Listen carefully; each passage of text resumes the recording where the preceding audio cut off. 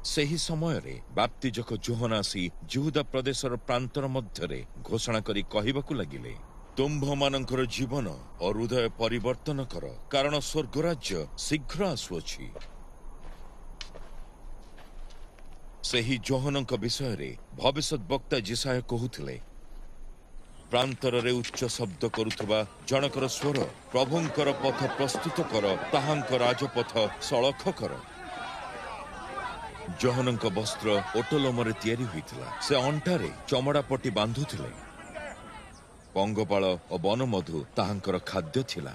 ସେ ସମୟରେ ଜେରୁସାଲେମ, ସମଗ୍ର ଜିହୁଦା ରାଜ୍ୟ ଓ ଜର୍ଦ୍ଦନ ନଦୀର ଦୁଇ ପାଖ ଅଞ୍ଚଳରେ ଥିବା ଲୋକ ଯୋହନଙ୍କ ପାଖକୁ ଉପଦେଶ ଶୁଣିବାକୁ ଆସିଲେ। ସେମାନେ ନିଜ ନିଜ ପାପ ସ୍ୱୀକାର କଲେ। ଯୋହନ ଜର୍ଦ୍ଦନ ନଦୀରେ ସେମାନଙ୍କୁ ବାପ୍ତିସ୍ମ ଦେଲେ। ଅନେକ ଫାରୁସୀ ଓ ସାଦୁକୀମାନେ ଯୋହନ ଲୋକମାନଙ୍କୁ ବାପ୍ତିସ୍ମ ଦେଉଥିବା ସ୍ଥାନକୁ ଆସିଲେ। ସେମାନଙ୍କୁ ଦେଖି ଯୋହନ କହିଲେ, ହେ କାଳ ସର୍ପଗଣ, ତୁମ୍ଭେ ପ୍ରଭୁଙ୍କ ଆଗାମୀ କ୍ରୋଧରୁ ପଳାୟନ କରିବା ପାଇଁ ତୁମ୍ଭକୁ କିଏ ଚେତାବନୀ ଦେଲେ? ତୁମ୍ଭକୁ ନିଜର କାର୍ଯ୍ୟ ଦ୍ୱାରା ପ୍ରକାଶ କରିବାକୁ ହେବ ଯେ ତୁମ୍ଭେ ବାସ୍ତବରେ ମନ ପରିବର୍ତ୍ତନ କରିଅଛ। ତୁମ୍ଭେମାନେ ନିଜକୁ ଅବ୍ରାହମଙ୍କ ସନ୍ତାନ ବୋଲି କହିଦେଲେ ଯେ ଯଥେଷ୍ଟ ହୋଇଗଲା, ସେ କଥା କେବେ ହେଲେ ଭାବ ନାହିଁ। ମୁଁ ତୁମ୍ଭକୁ କହି ରଖୁଛି ଯେ ପରମେଶ୍ୱର ଅବ୍ରାହମଙ୍କ ପାଇଁ ଏହି ପଥର ଗୁଡ଼ିକରୁ ମଧ୍ୟ ସନ୍ତାନ ସୃଷ୍ଟି କରିପାରିବେ। ଗଛର ମୂଳ ଉପରେ କୁରାଢ଼ୀ ରଖାଯାଇ ସାରିଲାଣି।